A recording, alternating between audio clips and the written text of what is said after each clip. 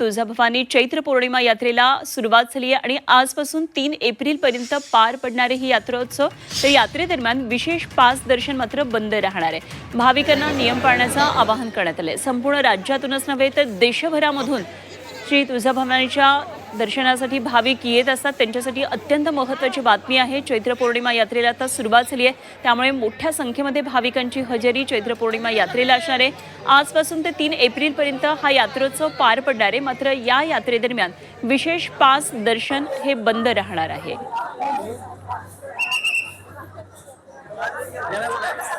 तर तुळजापूरमध्ये आजपासून मोठ्या प्रमाणामध्ये भाविकांची संख्या दिसणार आहे।